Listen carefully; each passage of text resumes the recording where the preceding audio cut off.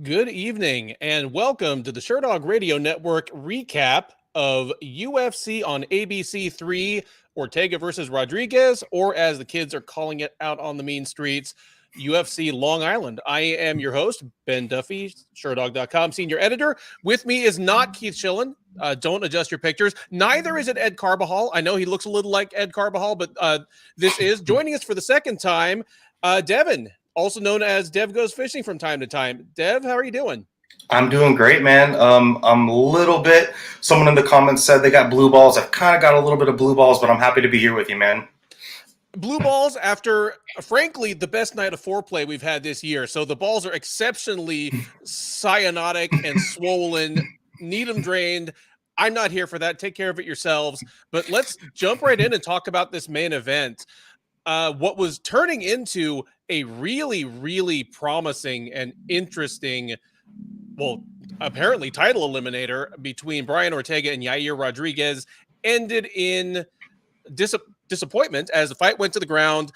Rodriguez, of all people, throws his legs up for an armbar, and after a bit of struggle, it's not the elbow, but the shoulder of Brian Ortega that pops out. He immediately goes down in agony.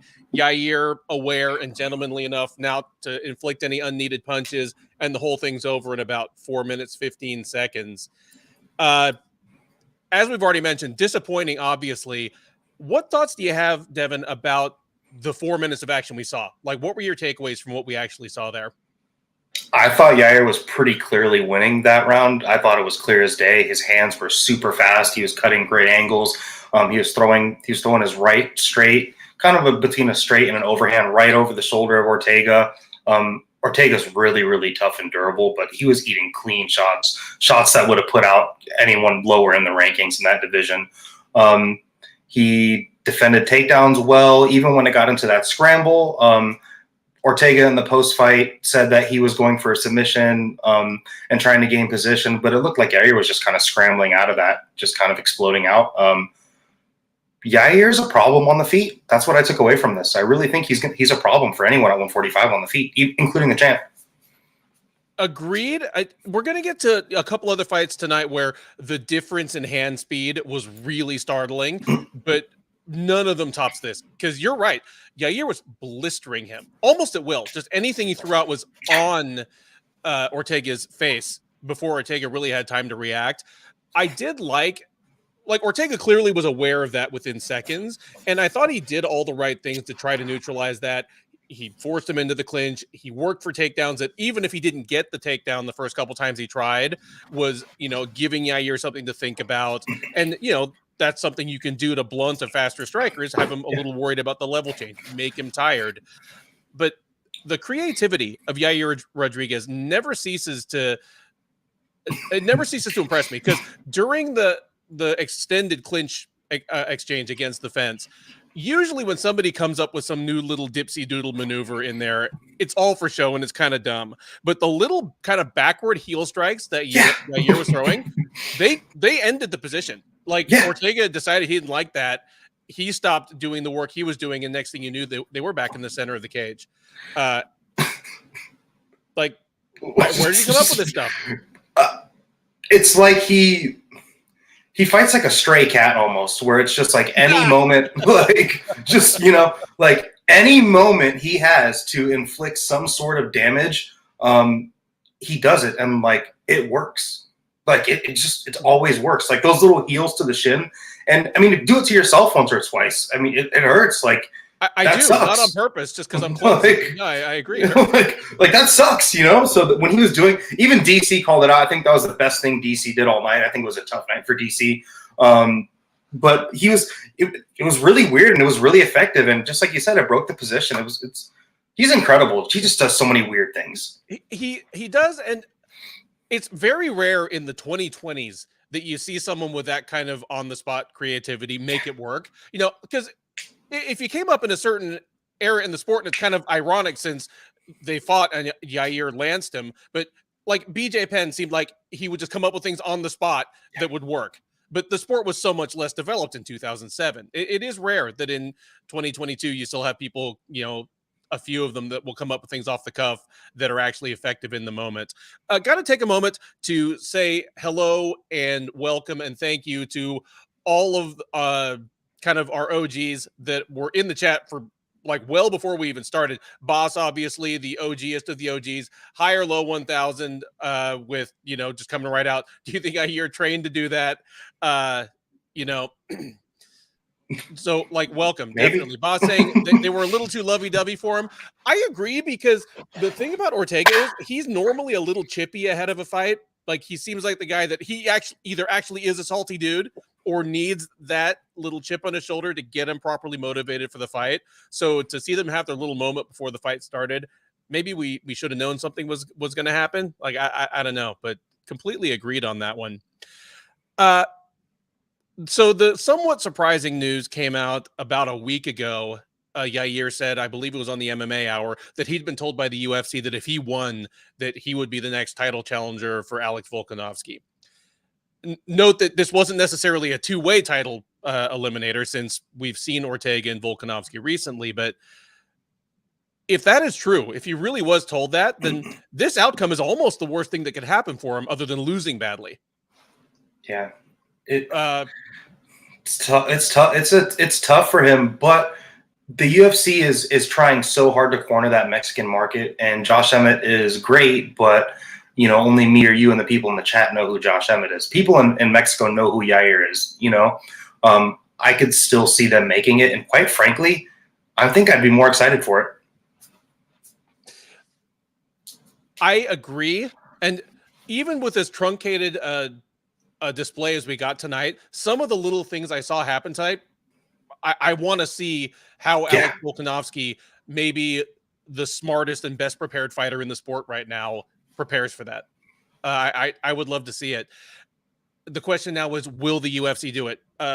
Rodriguez, in the immediate aftermath of the fight, said, I'm happy to run this back immediately if the UFC wants to run it back. Obviously, I'd rather fight for the title, even if this isn't how I would have wanted to get there. So those of you in the chat, and welcome Bobby Boucher, by the way, and V. Kendra, I think you may be new, saying Yair Rodriguez has the best kicks in the UFC.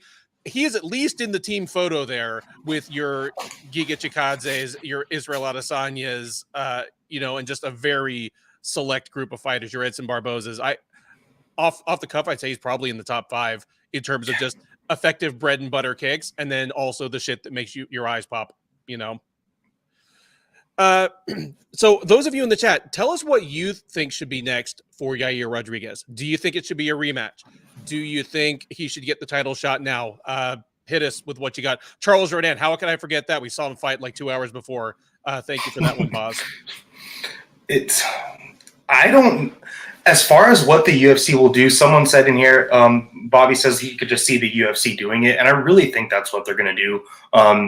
Even when they gave tickets to Uriah and Josh Emmett, they didn't even have them sitting front row for that title fight with Max and Volk. They had him sitting in a pretty bad seat from what I heard, and he's not getting any media attention right now. I could really see them just giving it to Yair. I have a very good feeling that's going to happen. I wouldn't surprise me either.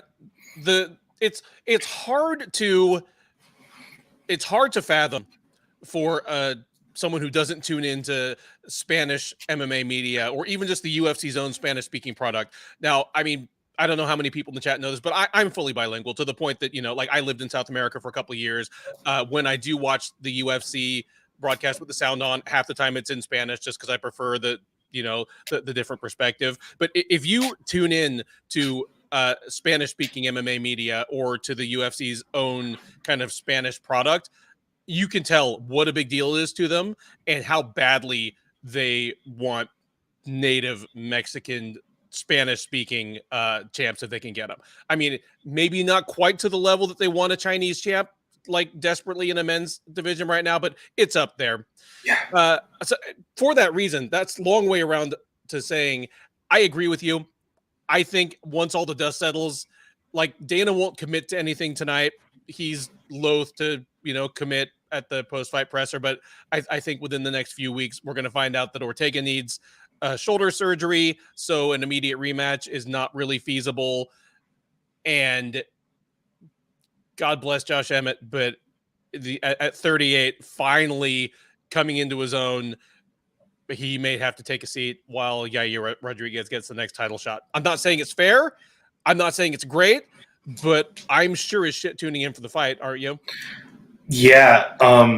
I think it's a better fight, number one, just because I want to see Volkanovski solve that problem like every other problem he's had to solve, and he solved them all. Another thing, too, is that Makhachev and Oliveira fight got booked. Well, they released it. It's been booked. Volkanovski tweeted, "I want next. I want the winner of that one." So Josh Emmett might not fight for a title. Which would go down as, that would be a travesty. If they squeeze in like one, if Volkanovski squeezes in one title defense between now and then, and he could fight Yair and then just move up to 155, that might be it. Like, he might not, he might just go. Yeah. I talked about this on the recap a couple weeks ago, so I don't want to dive into it, but Volkanovski has not cleaned out his division to the same extent that Israel Adesanya has. Yeah. Like, for Adesanya, he's basically on a tour of rematches or fighting these new up-and-coming guys before they're really ready. That's not quite the case for Volkanovski. He's got a few more guys to beat, and I always prefer to see a fighter do that before going outside of their preferred weight classes. Kyle Law, he says, well, I'll just put it right on screen. I would run from Movsar if I was Volk too. I don't know that Volk is running from anybody, but if you ask me who I think is going to be champ of that division in, say, 3 years, I might take Movsar Evloev over the field. That's how much I believe in the dude. I favored Ortega going into this fight. I figured he probably would get the worst of it on the feet, but that Rodriguez would only have to make one mistake and he'd get tapped out. I think I had Ortega by 3rd round submission. I think Keith had him by 2nd round submission. What I saw in 4 minutes makes me feel a little bit differently about a rematch if this fight were to happen again. And would you agree? 100%, especially if Ortega needs any sort of rehab on his shoulder. That's more time away that he can't, work on his striking skills. And he's durable. He's durable as shit. But there will come a time where you cannot just continue to walk forward and crash the pocket on guys. If he did that to Volk, it would look just like the zombie. If he did that to the Volk today, it would just look just like the zombie fight. You cannot do that for the rest of your career. And then if you have to rehab a shoulder injury, you're not training. I don't think it's going to look good. And even if he does win, like you said, he's going to lose. He's going to drop 2 or 3 rounds just getting punished before he does get that sub. Well, and I brought this up on the preview for this event. That's what Brian Ortega does. Even now, like, Brian Ortega won his first 8 fights in the UFC, so got all the way to his first title shot, and he did not win a single round. He won his first 8 fights in the UFC without winning a single round. He was losing all those fights until he won them, basically. That's saying something, Like, Clay Guida was a couple minutes away from beating him 30-27 before he got tapped. Clay Guida. It's a really similar style to Charles Oliveira, besides the dynamic striking, where you just crash yourself into the wall, you light the other person on fire, and you just see who burns faster. It's like it's a weird style, and you take so much damage. It's a fun ride, but it's always a short one when you fight like that. Yes, absolutely. Any other thoughts about this one before we move on to the co-main? We've already talked about the fight about 5 times longer than it took. Just a bummer for Josh Emmett, and it's kind of a bummer for Yair too. It's like a bummer for both of these guys. And then when you think about the bigger picture, they're probably going to give it to Yair. But Yair looked good. That was my last takeaway. I was kind of impressed by that. Agreed. In the co-main event, we had the former Invicta Atomweight champ and the former Jungle Fight Bantamweight champ in the form of Michelle Waterson Gomez and Amanda Lemos. And by golly, did they ever look like a former Atomweight and a former Bantamweight. For 2 women who actually aren't that far apart in height, I think they're probably about 5'2" and 5'4" respectively. Lemos looked 2 weight classes bigger, just in terms of the bulk on her frame. Initial thoughts on this fight. Did it play out about like you expected? It went exactly like I expected. I mean, I gambled a little bit and I played Lemos under 2.5, and I parlayed that together because I thought it was obvious.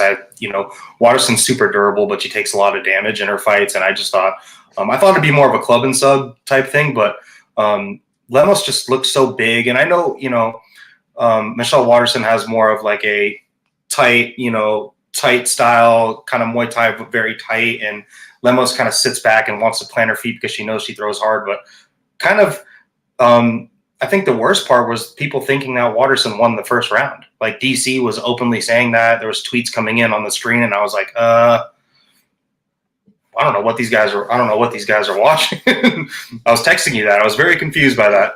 But it went really similar to what I thought it would. Okay, when you sent me that text, I went back because I was watching it with the sound off, and I went back and kind of listened to the tail end of the round and the bit between the rounds. And I think DC like literally said, after looking at some striking statistics, I'm kind of thinking that Waterson might have won that round. Like, okay, one, don't go by striking statistics because not every significant strike is created equal. You got to look at the faces and the physical reactions, not the numbers. Like how anyone could have scored that first round for Waterson is beyond me, unless they were looking purely at strike numbers or if they were the type of person that gives weight to a takedown that's not followed by any offense. I don't know what else to say. It was so confusing when I saw that, and stuff like that kind of makes me a little disgusted. I'm just like, what? Oh, so am I crazy or are they crazy? And sometimes you think you're crazy, but that was, for me, that was clear. That was clear as day, a Lemos round. Waterson was not even willing to get into the pocket with her whatsoever. Don't blame her. I probably, Lemos might be the hardest puncher at 115. And she's so technical. She plants her feet and she throws such, her left hook is so deadly. It's like, it's crazy. Okay, you bring up a really good point there, because I imagine that Jessica Andrade has at least as much just pure horsepower under the hood, but because Lemos throws with such better mechanics, I think she definitely transfers more PSI to the face by the time her glove gets there. She has an Alex Pereira left hook. Like that thing was whizzing by Waterson. I was like, oh my gosh, if that thing hits her, I mean, it's lights out. And you could tell Waterson didn't want to get in there. And she was just kind of throwing her little axe kicks and her side stance, karate style, like teeping kicks where she stabs them. But those aren't going to win you a fight. Like, no. It's just not. And they're not even going to keep an Amanda Lemos off you. No. For, like, with the amount of steam that she had on them. I mean, I was kind of surprised by the finish itself, but all's well that ends without any weirdness or shenanigans. Like Waterson tapped out, ref couldn't see it. Really, I mean, we could barely see it, but Lemos immediately lets her go, and we don't have any weirdness where we get the Renan Ferreira thing from PFL, or on the flip side, we don't get like Huzamar Palhares just continuing to squeeze her head and until he dies. So it was, I mean, like that was the one time where like it all worked out, but like Lemos, don't do that again. Like you stop when the ref tells you to stop, But like you said, all's well that ends well. It was I kind of thought it was a one-sided shellacking, like it just really was. No club and sub, but she did jump that guillotine, and I get so nervous when people do that. It's just like, God, you're gonna blow it. And she knew she had the wherewithal to know, okay, I can just empty my load here and squeeze till her head falls off. Yep. Plenty of chatter going on in the chat about the throwback gold Wide World of Sports jackets. I mean, I'm old enough that I was just thrown right back to the opening drag race scene from Better Off Dead, where like the two Japanese guys, pull up next to Lane Meyer and they're dressed like Howard Cosell.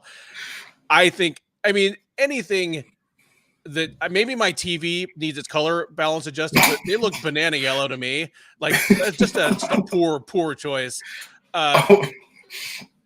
Scotty killing me with ABC wanted to make sure Cormier's clothes actually fit him this week, because it's just a matter of time until somebody in the crowd or the cage is killed by one of the buttons off of Cormier's shirts.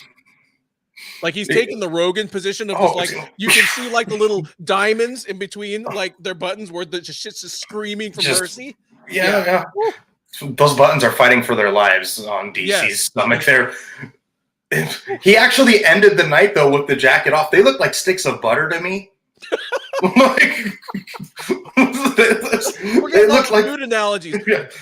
Boss saying it looked like mustard. I'm saying banana. You're saying butter. Like, oh my goodness. It was, I mean, they are bad. Like, it's like a, like a pea-stained cloth is what it was. Just like, it was just not a pleasant color. DC had it off by the end of the night. They looked hot too. They looked sticky. They looked like you bought them at a thrift store.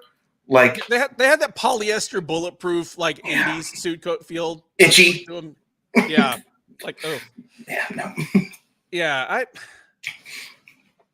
What's next for Amanda Lemos? Because by the eyeball test, she might be one of the 6 or 7 best women in the division, but she has exactly 1 win right now off of getting finished in the first round by Andrade. So how close is Amanda Lemos to a title shot?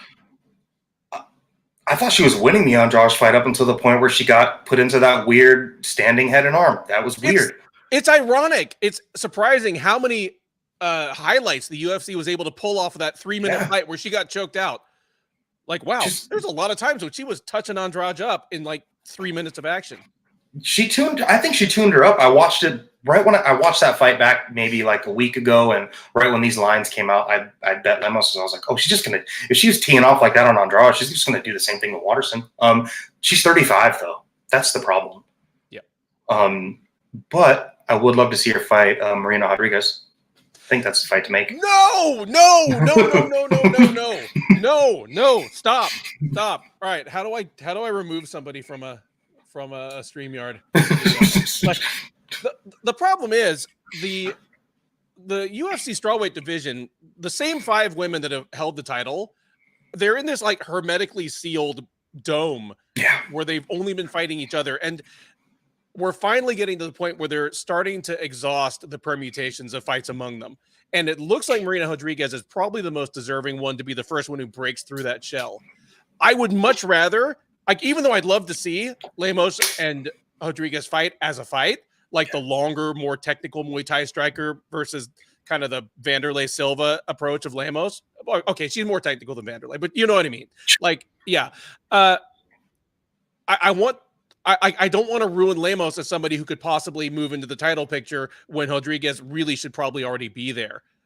I mean, I love it as a fight. Like, I overreacted on purpose just because I'm so happy for someone other than the former champ to finally get in there. What I'd love to see next is an actual contrast of styles. Like, give me Lemos versus someone like Verna Jandiroba. Because Jandiroba is in the same place as Lemos, where she's one of the, probably 8 or 9 best women in the division on talent. But, she hasn't been able to string together too many. Like, she's not on a long win streak herself either. Like, she's either won 1 or 2. So one of those two could like actually vault each other into the title picture. Lemos versus Tecia Torres. I'm not normally for matching someone coming off a win with someone coming off a loss. I'm from that old school Joe Silva school of thought. But if you're going to do it, I don't mind that one at all. And again, interesting matchup of a striker who just works on blinding speed and surprising power versus Lemos is like pure power. I'd love to see it. Hebos would be fun too, because Hebos will grapple. Even though she just came off that fight with Chikagian at 125, she did look good in that fight, and a lot of people thought she won.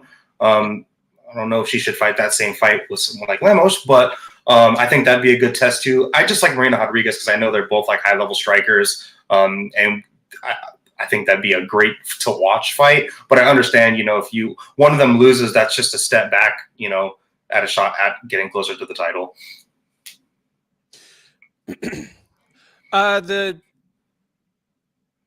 Boz says Lemos versus Rose Namajunas. Stylistically, I love it. It's the type of fight that could either prove that Namajunas' head and heart are still in the game, or prove that Lemos really is ready to take on, the rest of the former title holders in that division. My question is just whether we actually see Rose Namajunas fight again. I don't know. Because even after her wins, I'm always like, is that the last time we saw Rose? Yeah. Any other thoughts on this one before we move on? No, I think I'm saying no, but then I'm saying something. I think, Lemos is going to be getting to get closer to that title, and I could see her fighting for it. But she does need to take those larger leaps just due to her age. I think that's, her management needs to book her upward, and they need to make it where, she wins 2 more fights and then the third one is fighting for a title, because at 35, that's the move she's got to make, I think. And I mean, her management is Waleed Ismail. He's an assertive guy. Like, yeah. Yeah. Third from the top at UFC Long Island, we had a welterweight matchup between Jingliang and Muslim Salikov. I picked this one. I mean, I don't know how you did. I went 8 for 12 on the night, and of the 4 that I got wrong, a couple were decisions that I thought they could have gone the other way. So I didn't feel bad about things in general, but this was an upset pick that I took that I felt good about it, obviously, when it finished, but I felt good about it 2 minutes into the fight, because I was going, I can see exactly the moment that Muslim Salikov is trying to make happen here, and it's not going to happen. It's either not going to happen and he's just going to lose a 3-round decision, or it's not going to happen and something bad is going to happen to him. Ended up something bad happened to him, but well, I mean, who did you have going into this fight, and how did you like? Any interesting takeaways for you? I'll just start with, I had actually a 2-fight parlay with the Leech and Matt Schnell, because I thought those were both super valuable underdogs. And I was like, you know what? I played them both separate, and then I put a small quarter unit parlay both of them together, just because I thought it was actually super likely. I thought Muslim Salikov had those COVID issues. He's getting older. He hasn't really fought anyone too great besides Alesi. Oh my God, Dos Santos. I'll just say that. And I thought the Leech is super tough. He has good skills in the pocket. People don't tend to really finish him on the feet. I figured he may take one of those like weird spinning wheel kicks and then recover. The fight was kind of boring until it wasn't, but I thought Leech's pocket boxing would be what took him to win, and I didn't think he would hurt him and finish him like that. It's actually pretty impressive. It really is. Agree with all your points on Salikov. You can't feel that great about a 38-year-old welterweight. 38-year-old heavyweight, great. You're just entering your prime, but 38-year-old welterweight, you're definitely past it. And he's someone who historically has had health issues like injuries, illness. He had the COVID thing. I mean, he was on a 5-fight win streak, but it was hard to remember that because the thing was stretched out over almost 5 full years. I mean, he was basically fighting once a year. And he looked exactly like Muslim Salikov, just a tick slower every time. A tick slower every time he's out. When he throws conventional kicks, he's still very fast. Yeah, I thought his spinning shit felt a little telegraphed. It felt a little labored. Like even when it landed, it was just kind of like slapping against Lee's guard just because he chose to still be there when it landed. But when he was just like throwing his straighter stuff, his kicks are still fast. But yeah, and because of Lee's chin, my thought was, okay, even if he does land something crazy in spinning, it might hurt Lee, but he's not going to get a 1-strike knockout here. And because of that, the style matchup favored Lee. But yeah, Lee took over the fight in the second round. I was impressed. He's never been a super powerful guy for the division, but he was hurting Salikov. Yeah. And once things were starting to flow downhill, just good, accurate follow-up punches, good killer instinct. Great performance by Li Jingliang. Yeah. For me, please go ahead. He didn't get too overzealous either. A lot of people. He's a veteran at this point. The Leech is an OG, especially a Chinese MMA OG. And there was when he hurt him with that first right hand in that exchange, he kind of like circled out and throw like a kind of a looping but tight shot, plunked him with it, and just his shot selection once he hurt him, it took maybe like 20 seconds or so to finish him off finally. And then the last shot that hurt him, it kind of sent him face down. And I don't think the Leech is fighting for a title ever, but I'm here to watch all his fights. Absolutely. I mean, he's settling in as a reliable action guy of the kind that this division usually has one or more of them just kind of floating around. I mean, somewhere between Brian Barberena and Matt Brown, like just a guy that's fun to watch every time out. Probably won't string enough wins together to get into the title picture, but well, he's Chinese, so who knows how many it'll take. Yeah, right. This is the best thing that they can have if they can't have a champ, though. A guy that can just stick around forever, and they can put him on Chinese pay-per-view events and, you know, make as much coin off of him as possible. Absolutely. Before that, I mean, let's just jump right into the main attraction. Matt Schnell versus Sumu Darji. I think we can probably sew up round of the year right now. It's one of the greatest rounds I've ever seen in mixed martial arts. Was round 2 of Sumu Darji versus Schnell. I mean, what do you say? What do you say? Those of you in the chat, if you can remember a better round in high level MMA, not talking about some like wild slobber knocker you saw, you know, at your local Wings and Boobs, you know, but just can you think of a better single round? I think Nick Diaz versus Paul Daly might be the only one that if I rewatched it, I'd be like, okay, that was a better round. I mean, that was incredible. I don't know what Matt Schnell is made out of at this point. It was just the shots that Sumu Darji was landing, like when he was framing off and just throwing that elbow.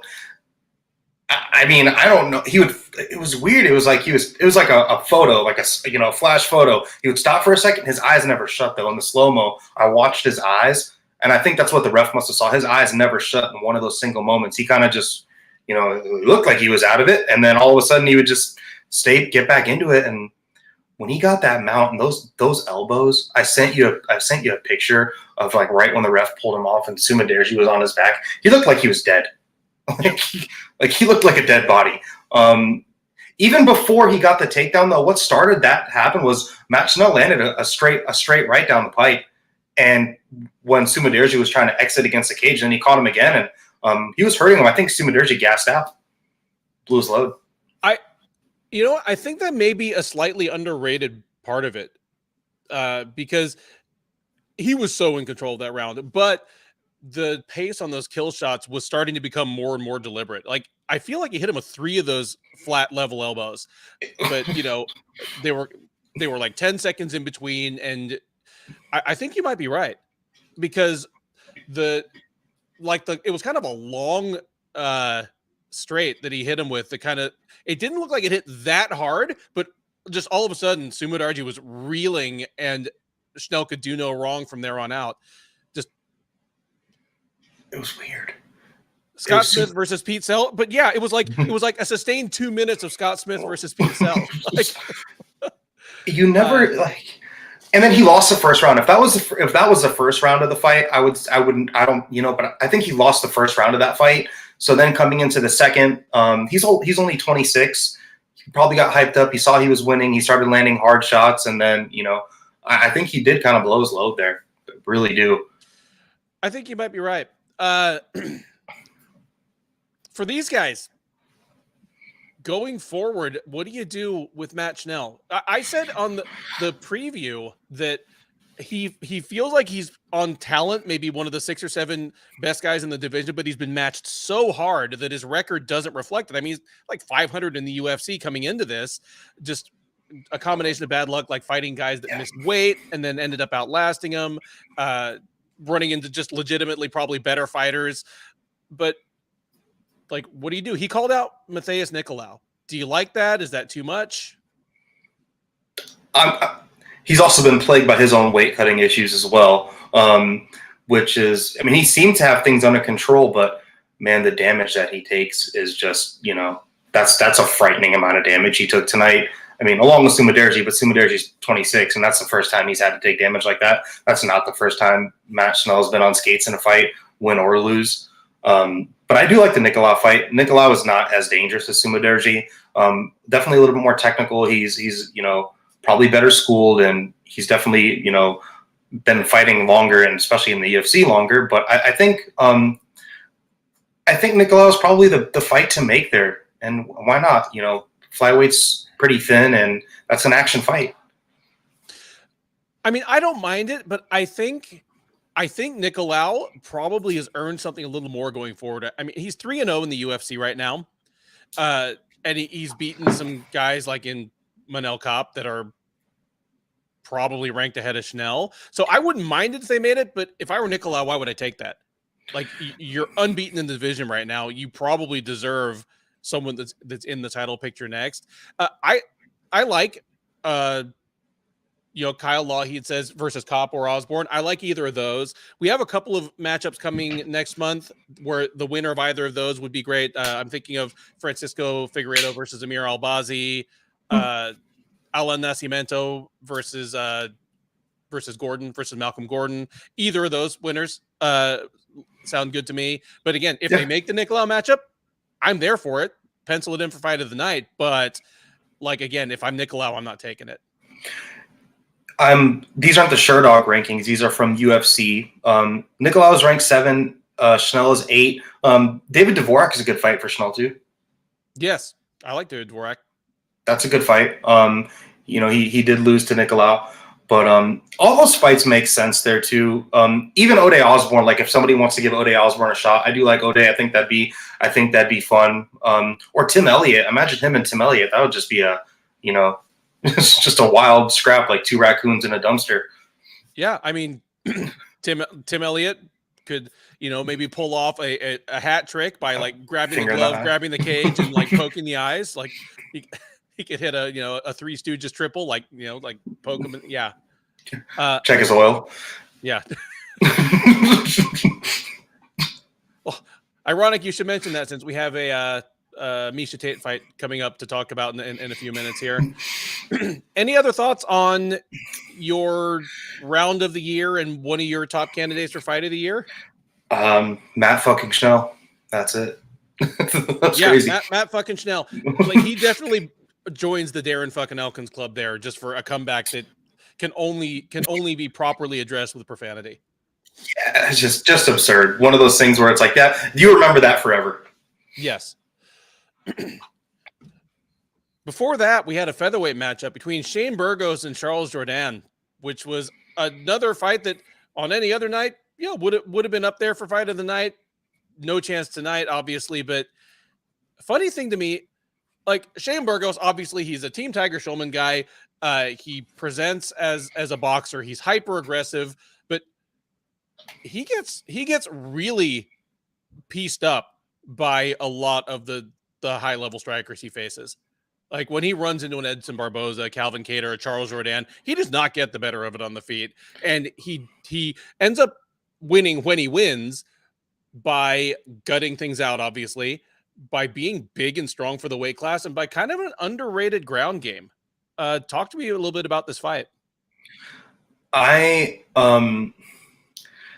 think Shane Burgos might have the most unnecessary head movement that I've seen in MMA in a while, in men's MMA, because he does a lot of movement, in before entering the pocket, he does a lot of movement, but like whenever you see him get hit, he like pulls on the punch after it already lands. And I'm just like, what do you look? He does a lot of unnecessary head movement. I feel like, I feel like he just gets hit a lot. And he gets hit so clean just by everything. Like everything hits him. He's one of those guys that just not just gets hit with everything, but it looks like it hurts. He definitely does have an underrated ground game. That was the fight where, pride rules. I think you would score that fight for Jourdain, but the 10-point must system that I saw it going 1 and 2 the way it did for Burgos, but if I was Jourdain, I'd be going back to the locker room pretty pissed. I can't possibly agree more with you, because I scored it for Burgos. I gave him the first round, gave him the second round, obviously gave Charles Jourdain the third round.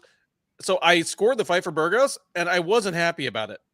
Yeah. And so I don't know, because individually I agreed with all 3 of my round scores. I thought Burgos won the first round. It's not just that he like had the back control, but he was like actively working for a choke. Like Jourdain was like basically like fighting for his life for like 2 minutes of that round. And then the third round, I'm not mad at people who made it a 10-8 round, but like Burgos was never close to being finished. I don't even think he was ever knocked down cleanly. Like he just got outstruck real bad for 5 minutes. So I'm comfortable individually with each of the 3 rounds, but I agree. It feels like Jourdain won that fight. And it's not just the whoever was winning at the end, it feels like they won. Like if that had been the first round, And then, you know, if that third round had been first, I still would have felt like Jourdain had won the fight overall. It's kind of a paradox. I don't know what to do about it.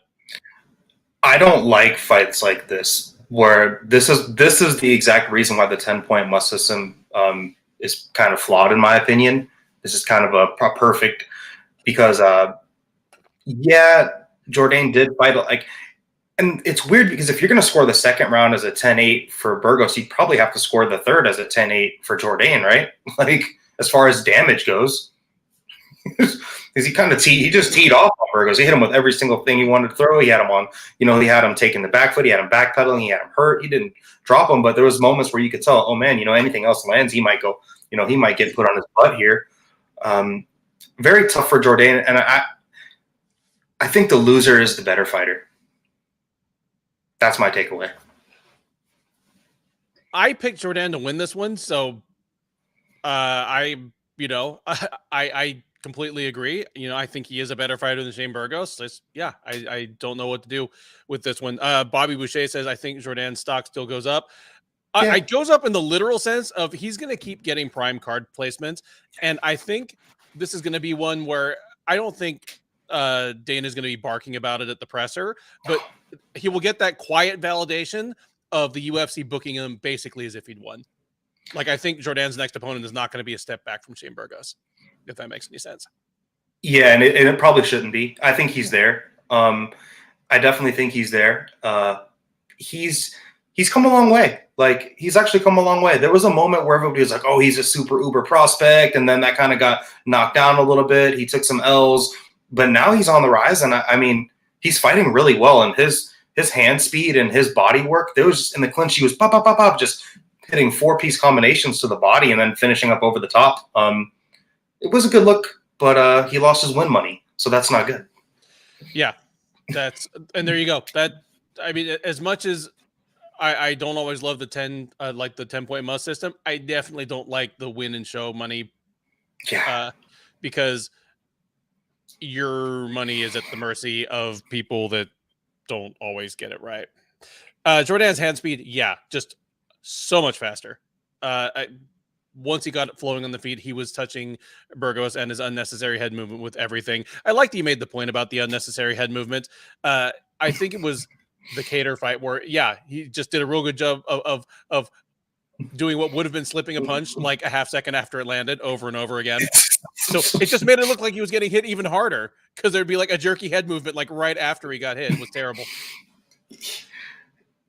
He's a guy that looks like his career is catching up to him.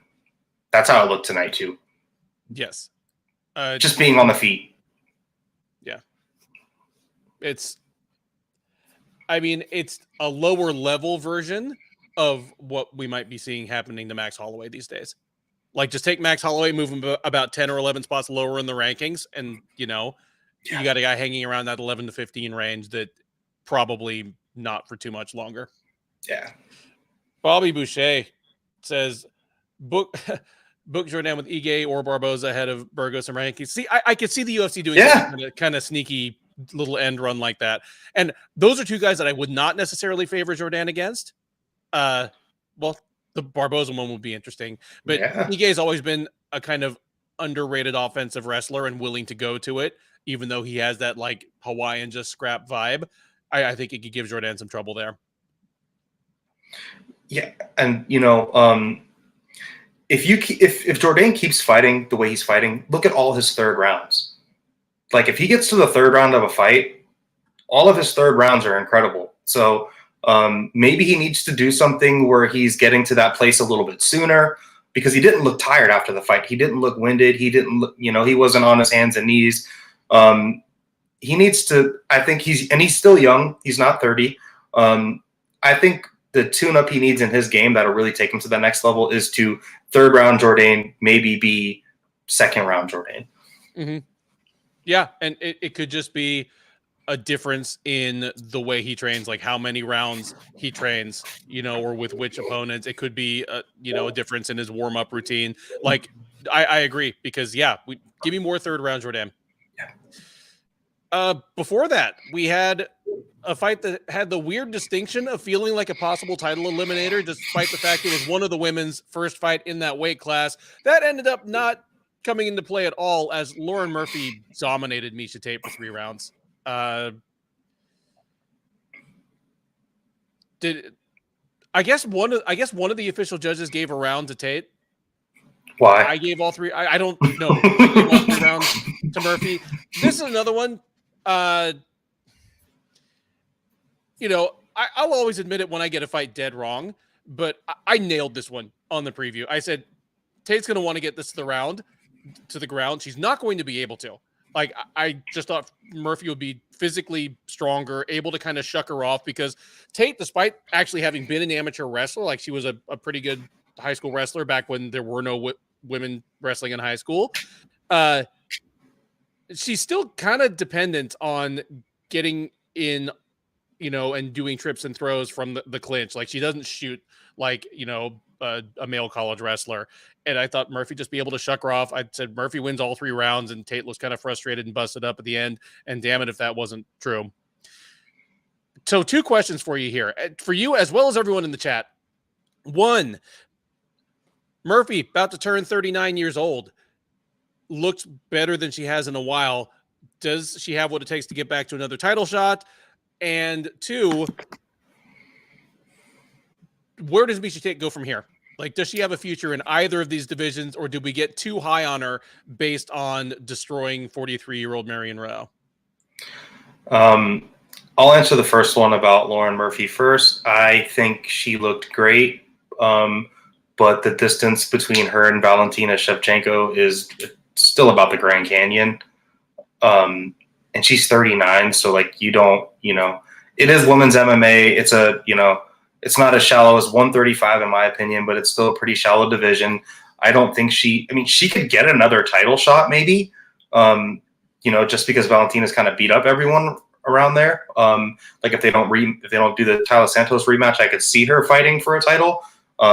She's not going to win it, but I could see her sticking around. And shout out to Lauren Murphy. Like, she wasn't supposed to win this fight. Like, they booked her and she was supposed to lose this fight. The UFC wanted her to lose this fight. And you said you were right. And this is one where I was dead wrong.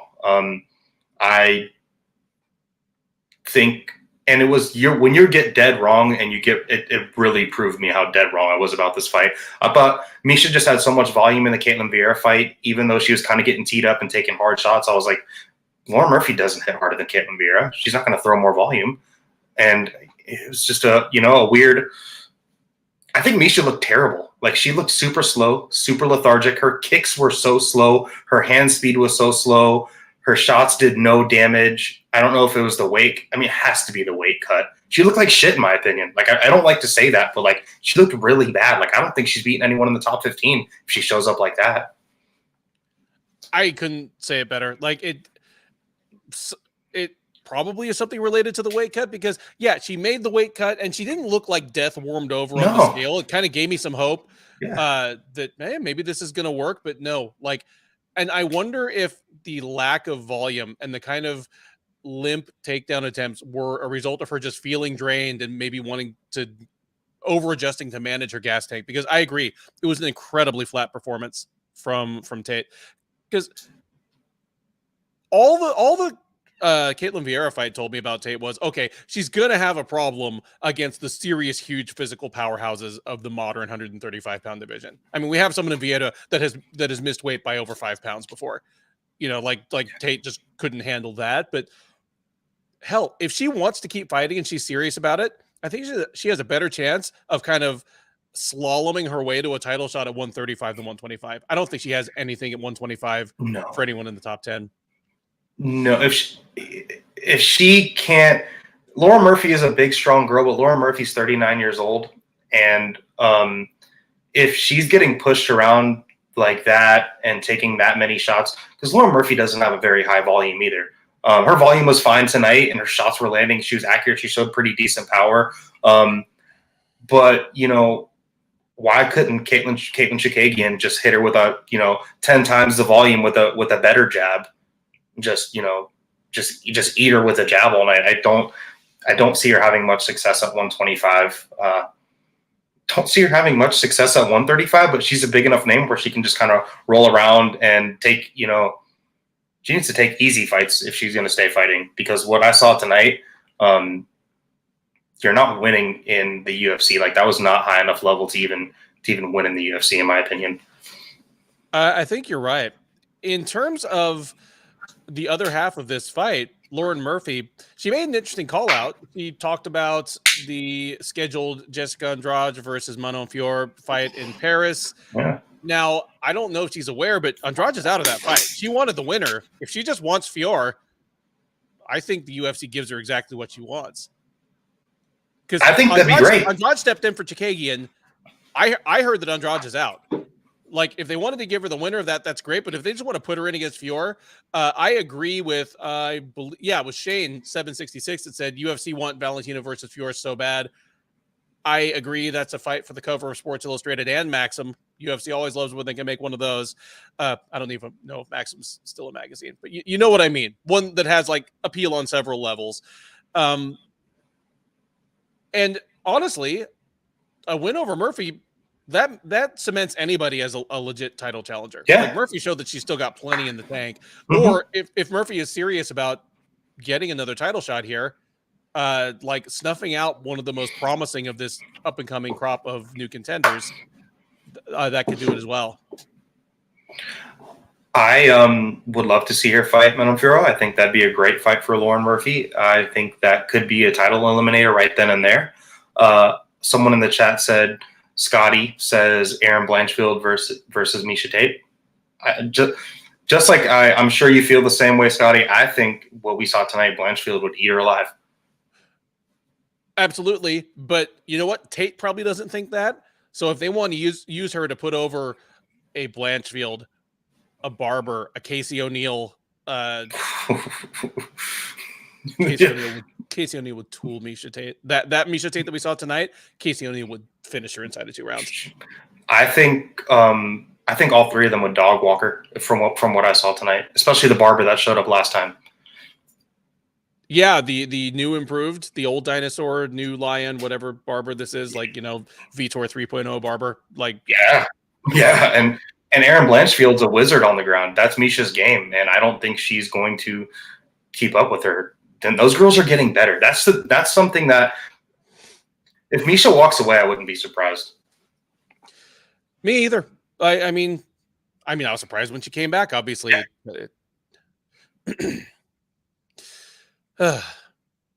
That's the main card of UFC on ABC 3.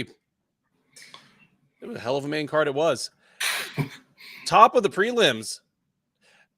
Most fight night cards have a heavyweight slobber knocker. This card had no heavyweight fights on it. Instead, they gave us Dalcha Lungiambula versus Punahele Soriano, figuring, okay, this is like 2 hard swinging dudes. This will probably give us a highlight of some kind. And doggone it sure did.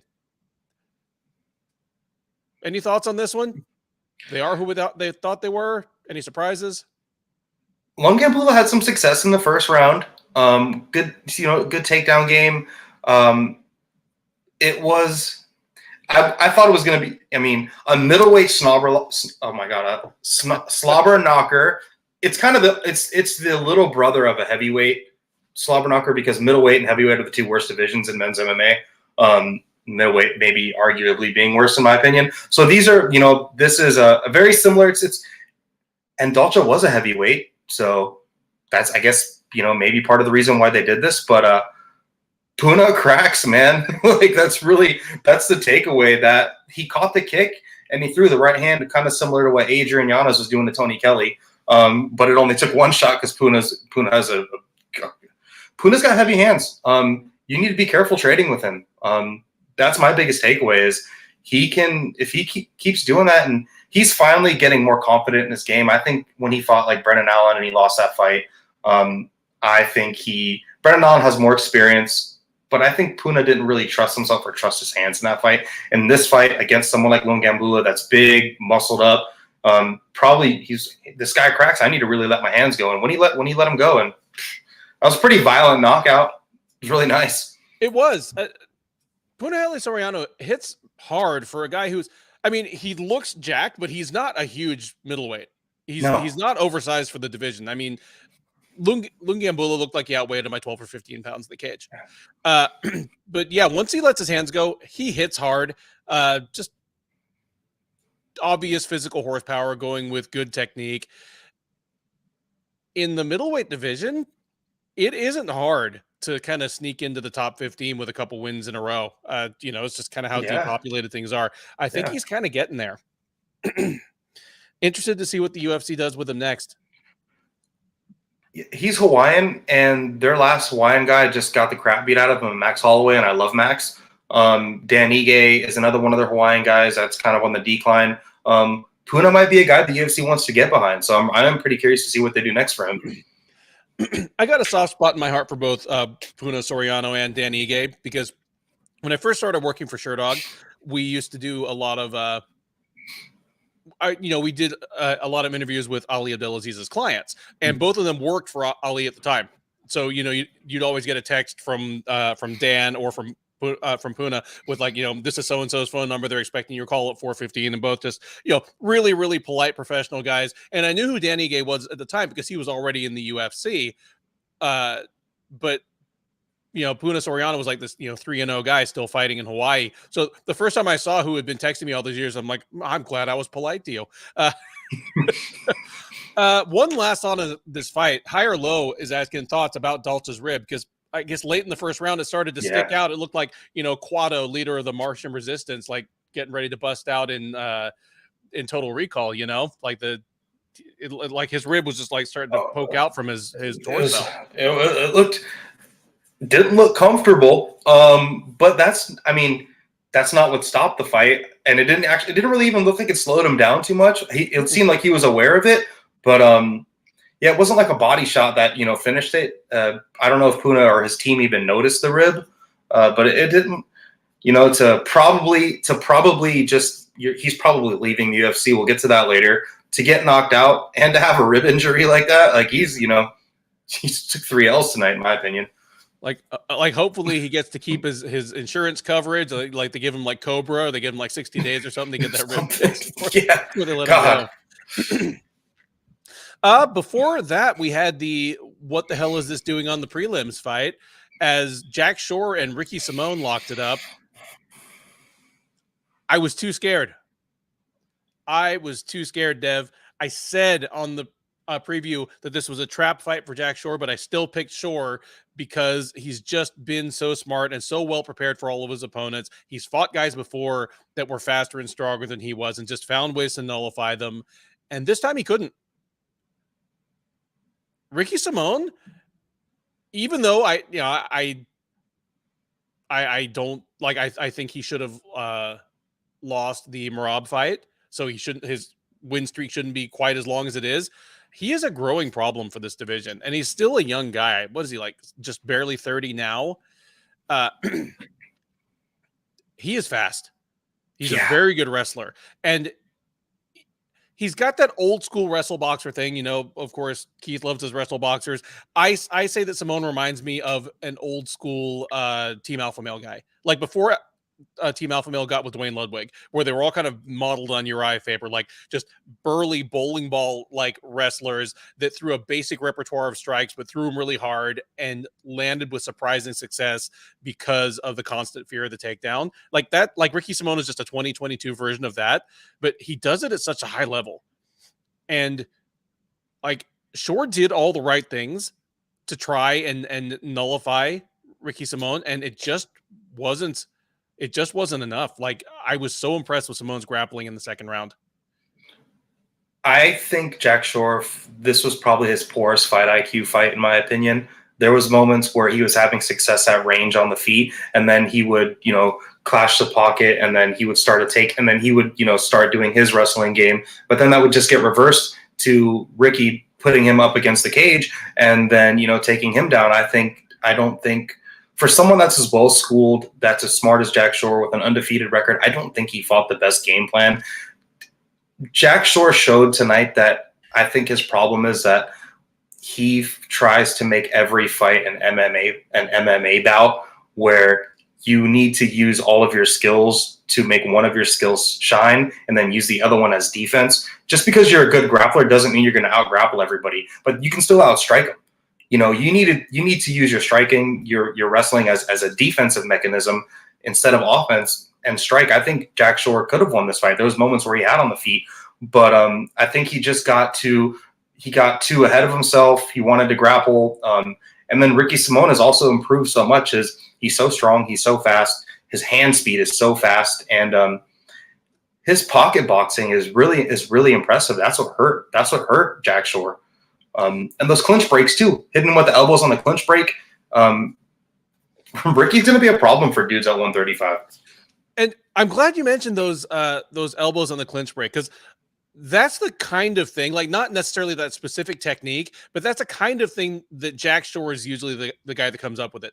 Like some little wrinkle that shows that he and his team have really watched the tape on the other guy, because clearly Ricky and his team knew that Shore was going to be open for that kind of thing. Yeah. You know, they saw something. And I put the comment by Boss up a few minutes ago that Shore is the most overrated fighter in the UFC. You know, dude, anyone in the UFC who's undefeated is always going to be a little overrated. There's such a huge cachet that comes with that zero. You know, Keith and I have had it out many times, just the difference between Alexander Volkanovski and Khabib Nurmagomedov, or Kamaru Usman and Khabib Nurmagomedov. Like, would Khabib be a worse fighter or less of a historically great fighter if he had one meaningless loss, like 2 weight classes above his ideal weight class in Russia in like 2009? Of course not. Yeah. But the zero just matters so much. So yeah, I mean, Jack Shore is a little overrated. I overrated him. You know, I refused to pick Simone, even though I knew the reasons that Simone was a trap fight for him, just because when you haven't seen something before, it's sometimes hard to picture how it's going to happen. Now we know. And Ricky Simone is good. Like, he is not a bad fighter. People need to probably forget about the Uriah Faber loss. Like, yeah, that happened, but that's not something that you need to be tape studying on him anymore. You know, that's one of those things where you're young, you're new to the UFC. That was his trap fight, and now he won his trap. And now he won. You know, he won the opposite. And he, the Merab fight is definitely a weird one, but outside of that, you know, still he's looked great against everybody. And I think he's going to do a lot. He's still young, like you said. He comes from a good camp. I think he's going to do a lot in the future in this division. Agreed. And I'm frankly interested to see how Shore goes about picking the pieces back up and getting back into things. Because now, if anything, he's going to get a little bit of time.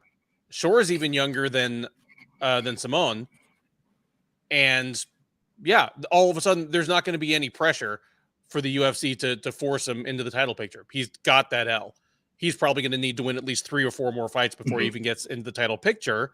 Whereas if he'd beaten Simone convincingly, maybe his next fight's like thankfully, Jan and Sterling kind of like set everything back by a full year by extending their rematch for so long, because otherwise Shore might have been in a title eliminator in his next fight. But instead, he's going to get plenty of time. Which is going to be good for him. I think he just needs more seasoning. I think that's what he really needs. And having that 1 that's going to be on his record now instead of that 0, it sucks. But this is an opportunity for him to learn and, you know, realize like, hey, I need to, you know, like I was saying before, just maybe re-strategize and use my tools, you know, in a better fashion. Before that, we had a featherweight matchup, a kind of ad hoc matchup. We originally were going to see Herbert Burns, and it was going to be Burns and Ashkabov, and then Algeo and Quarantillo. And we ended up losing probably the 2 better, or at least higher ceiling members of that foursome in Ashkabov and Billy Quarantillo. And they ended up throwing Algeo and Burns together. And what a dreadful style matchup for Herbert Burns, because Bill Algeo, his whole calling card in the UFC has been getting kind of run down in the first round by more skilled, more athletic fighters, and then coming back to beat him. I mean, he's the guy that gave us the blueprint for beating Spike Carlisle. And then against Herbert Burns, the guy with probably the worst cardio I've ever seen by a fighter as skilled as him in a weight class as low. Like, I think Herbert Burns seriously has the worst cardio of any quote unquote good fighter below lightweight that I've ever seen. Because this, I know that they were making like his knee was injured and Gilbert like literally carried him away in his arms, like, yeah, like some like World War II like drama. But this is the exact same thing that happened to him in the Daniel Pineda fight. He was all over Pineda, and then he gassed out horribly after 3 minutes, and it was Pineda time. I mean, is there much more to say than that? Did you have any specific X's and O's that you saw that were interesting? Herbert Burns is a front runner. When the going gets tough, he gets going, and he quit. He quit tonight. I don't like to say that, but he quit tonight. That was big Max Roshkloff vibes, you know, like big time. At least Roshkloff like made it back to the stool. Like Burns couldn't even stand up. Oh, it was pitiful. He quit the second he lost one grappling exchange. I mean, it's not like, I mean, Algeo was landing some big shots on the ground, but it's not like these were crazy concussive blows. He just quit once he realized there's no way that he's going to win this fight with his BJJ. I think he just gave up. It's tough to see. Agreed. And the grappling was a lot of fun to watch for that first, half to. It's like, you can't stay at a UFC level like that. Who cares who your brother is? It's tough. Yeah, that's pretty much it. Like Herbert Burns, honestly, his best wins, his best performances, and the where he's looked best were in one championship. I mean, one championship for reasons might be the best place for him. Like, I don't want to talk about that fight anymore. It was depressing. Before that, Dustin Jacoby and Un Jung. Observation number one, Un Jung I am shocked every time by how big he is. He's huge. He is quietly almost like Johnny Walker, like big. Like he's like 6'4" at least. He's got a bit of a wingspan. He's not skinny. He is a huge dude. I think it's because he's not bricked up where it's a little bit misleading because he looks like a boy, like the pre-pictures where they show the stats and then he gets into the octagon and you're like, oh no, this guy's huge. Yeah. He's giant. I even texted you. I go, this guy's, he's enormous. It was always because Jacoby's a big dude and like Jacoby looked significantly smaller. Yes. Jacoby was also significantly faster. Yeah. He's on the short list of the most unlikely contenders in the UFC. I remember his fights in the UFC back 10 years ago, like in 2011, 2012. Like he just looked completely out of his depth against anyone with any kind of ground game. He didn't really have the physical wherewithal to fight off takedowns. Yeah, I just figured he was a two and done guy, and he made some noise in Glory. I think the UFC booth mentioned that he fought Alex Pereira in Glory. He fell victim to the same left hook that Israel Adesanya got leveled by. Like, how is this dude like barreling into the top 10 in the UFC light heavyweight division? I don't know how or why, but I am here for it. I really like Jacoby. I like his game. He seems like a little bit of an overthinker, but tonight, he really just let his hands go. DC said in the commentary, he goes, Jacoby's going to want to stay at kicking range in this fight. He doesn't want to get into the pocket. The second he got into the pocket, that's when he won. That's when he won by knockout. He murdered him. He flatlined him right. Like the second there was one prolonged pocket exchange, he threw his right and just sat him right down. And maybe it was a little bit of an early stoppage, but he was concussed and he was out of it. My first thought was that that was an early stoppage, but when you see the replays, his eyes do kind of go away for a second there, and if his butt hitting the ground woke him back up, it doesn't change the fact that he was out. I tend to go with Kevin McDonald here. I think he's fairly reliable as far as that stuff goes. In spite of looking like the least confident referee in the game, he just always looks like his mom's like yelling at him from downstairs. He's just like, this like 5'4" dude, and he just always looks kind of sheepish. but he's actually a very confident ref. I'm fine with the stoppage. You know, I'm not sure I would have learned that much more from like 3 coffin nails from Jacoby, who would have been happy to supply them, I'm sure. Interesting post-fight call out. I understand that he called out DC for a golf match. I'm assuming that's because of the jacket, you know? Yeah. Jeez. It looks like because like was it Happy Gilmore, where like instead of like the Green Masters jackets, they wore like yellow jackets, like I think that's what it was. Yeah. Weird call outs lately. Fiziev with the weird call out, this with the weird call out. Yeah, but Jacoby can kind of go on and fight whoever, and I think he's gaining his confidence. I think the more confidence he gains and the less he's overthinks and the more he just starts relying on his technical abilities, he's a good kickboxer. He has decent takedown defense. I think if he continues to chip away, 205 is not that deep. I could see him. I mean, he's making a little run. Yep. And 205, it's aging, and a lot of the dudes in the top 10 have already fought each other.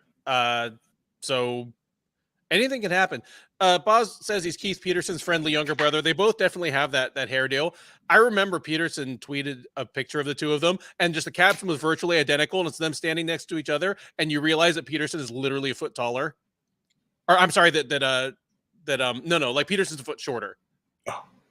Yeah, because like Peterson's like 5'5", and then what's his name is huge. Really? I just lost his name. The big ref with like this hairdo, the British guy.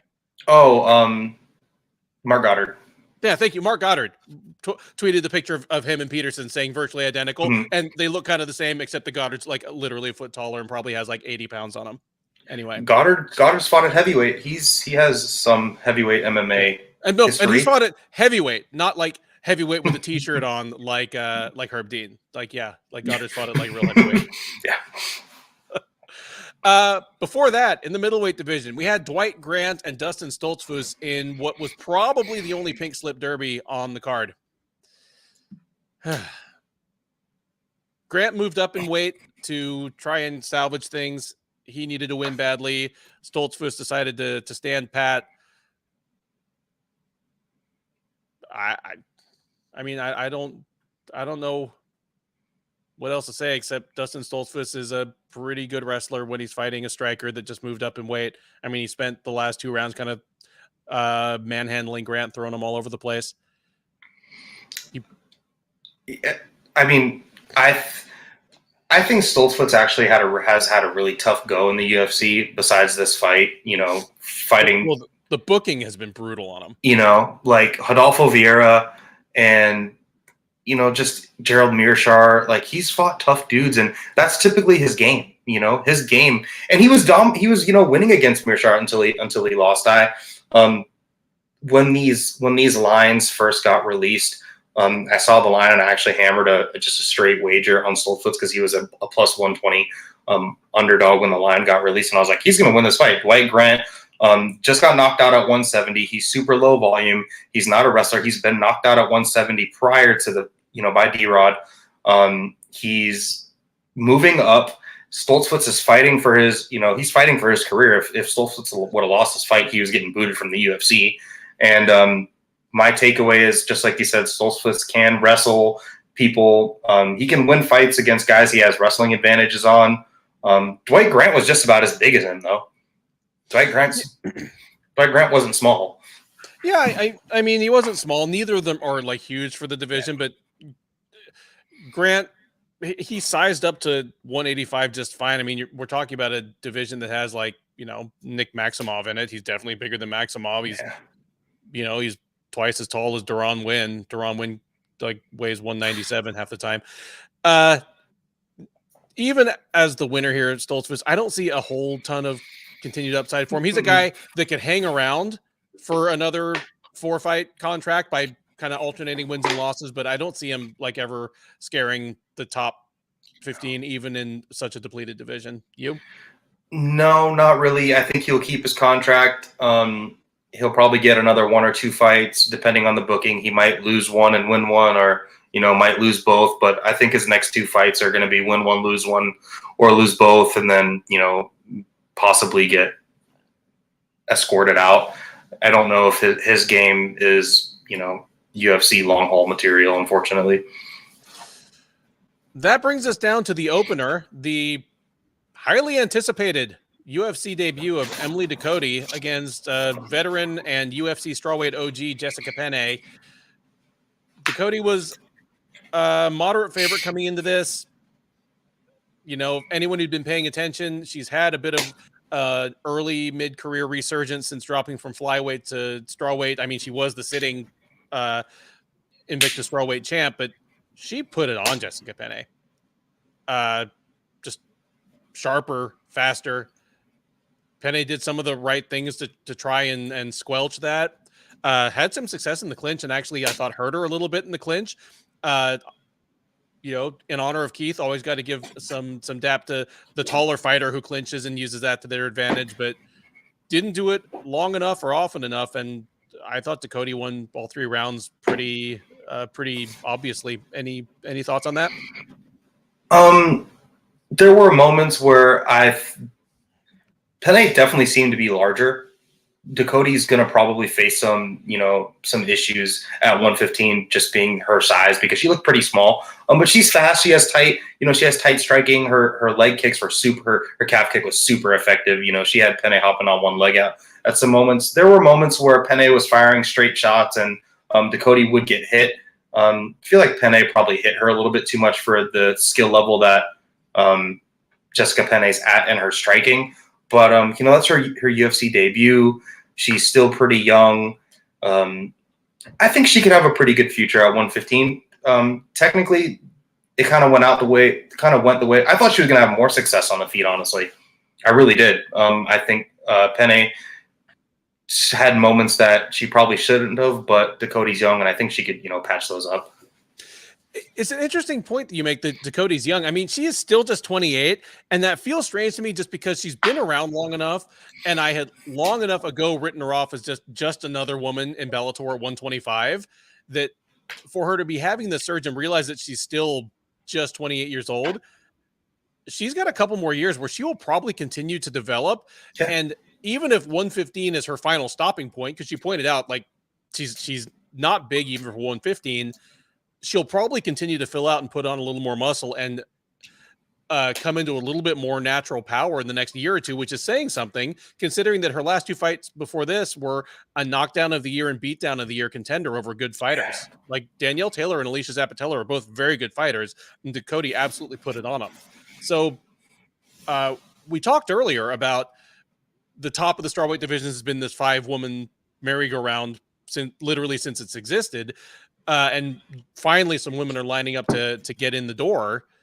A couple more wins, Ducote can be there, but there's no pressure. It's not like flyweight where if she wins one more fight, people are going to start banging the drum, for her to fight, Carla Esparza or something. So, good place for her to be. She's ranked now too. She's going to be ranked. Jessica Penne was ranked number 14, so she's going to be ranked. Yeah, I almost certainly will be. And I'm going to, as soon as I hop off here, I'm going to be in the Sherdog Slack having our rankings discussion. And I imagine she might be creeping into ours as well, which is a worldwide one. It includes Invicta. It includes all the Japanese promotions. So that's it. That is the 12 fight card of UFC on ABC 3. Ortega versus Rodriguez. Let's get to the fun stuff. The cut list, the Bulls and Bears, letter grade for the card. If you're anything like me, I think it's going to be a fairly short cut list here. Do you have anyone on your cut list? I have two. All right. Hit me with them. If we agree, they're gone. It's not a bad thing.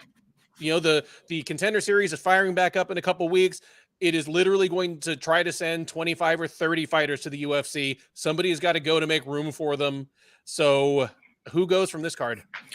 I think Dwight Grant probably gets his walking papers. Wouldn't be surprised if he got cut, and probably, quite frankly, should. And then Herbert Burns, that's not, I want to hear what Dana has to say about that, because I don't, you can't you can't fight like that at the UFC level. You can't. The matchmakers don't want to see guys that just give up, that retire from exhaustion, that refuse to get up off the ground. When they saw the fight, when he realized that the fight wasn't going to be contested in the exact place he wanted it to be, he quit. And that's my opinion. Yeah, I think number one, it's got to be Herbert Burns, even over Dwight Grant from that performance. I will agree with both of those. I will add Dalton Lungiambula. He is 1-4. He's 1-4 in his last 5. He's lost 3 in a row. He's getting finished. And if all he can give the UFC is entertaining slugfest where he gets knocked out, that's not sustainable. At this point, he's lost 3 in a row. The last 2 have been finishes. He got lanced by Magomed Ankalaev. I think it is time for him to go. So that's our cut list. Bulls and Bears, stock market reference. I imagine you all know what they mean. Do you want to go first? Do you want do you want to go first, or do you want me to go first? I actually want to hear yours. I'd like to hear you go first. All right. Do you want to do Bulls or Bears first? Let's do the Bulls. Let's do the Bulls. We'll move over to good news. Bulls, Matt Schnell. Finally, an uncontroversial win over a good fighter. Everybody made weight. Nothing was excessively weird. And on top of it, he gave us one of the most memorable rounds you'll ever see. Good stuff from Schnell. Number 2, Lauren Murphy. Weird to think. I don't know if she closed as an underdog, but what in this woman's history at flyweight made her a viable underdog over someone with as thin a body of evidence behind her as Miesha Tate has, over the last several years? I didn't get it.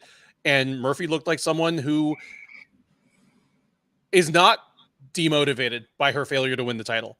And even as she pushes 40, is serious about kind of staying in the title picture. So, big ups to her.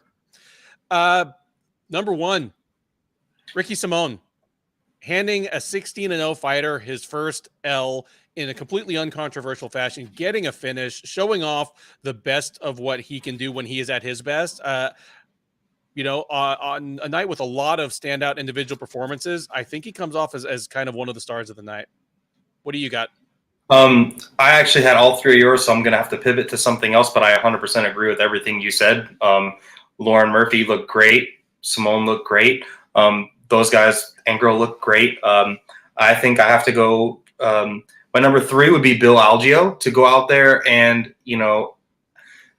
he is a black belt himself, but to go out there and just beat a guy in his game and then make him quit, that's always, and probably handed him his walking papers. I think that's something, that's something that definitely, shouldn't go unnoticed.